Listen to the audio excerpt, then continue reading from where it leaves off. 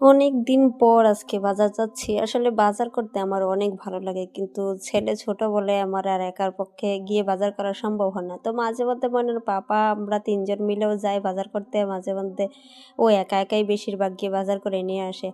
তো আজকে অনেকদিন পরে বললাম যে, "দেও আমি আজকে গিয়ে বাজার করে নিয়ে আসি।" তো ও একটু ব্যস্ত বলে আমি, ময়না আর ময়নার পিপি আমরা ৩ জন মিলে গেলাম বাজার করতে।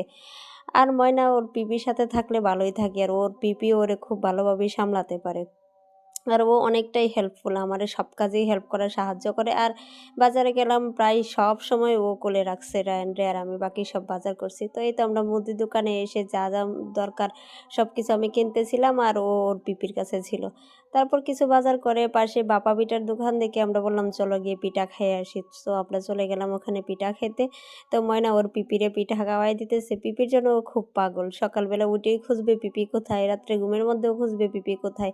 আর পিপি ও ভাইপো বলতে অজ্ঞান। ভাইপো যা কিছু করুক, সব নষ্ট করে ফেলুক, তাও ও কিচ্ছু বলবে না। তো পিঠা খেয়ে আবার আমরা কাঁচা বাজার করে তারপরে আবার ময়না বলল যে ও জিলাপি খাবে, তো ওরে জিলাপি কিনে দিলাম। দিয়ে আমরা এবার যাচ্ছি বাড়ির দিকে। আর ওই যে ওইদিকে ওর পিপিও সব বাজার হাতে করে ধরে রাখছে আর খাচ্ছে বসে। তো বেনে খেতে আমরা যাচ্ছি বাড়ির দিকে।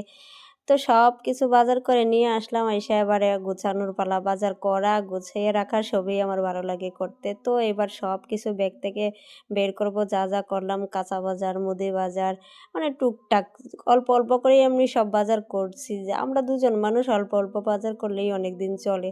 তাও যা আমার পছন্দ মতো বাজার করব বলেই মেইনলি আজকে আমি গেলাম বাজারে। কারণ ময়নার পাপা গেলে তো ওর পছন্দ মতো বাজার করে। আমি যদি কিছু বলে দিই তো সেটা আনে। তো সবসময় তো বলে দিতেও মনে থাকে না। ও ওর পছন্দ মতো বাজার করে।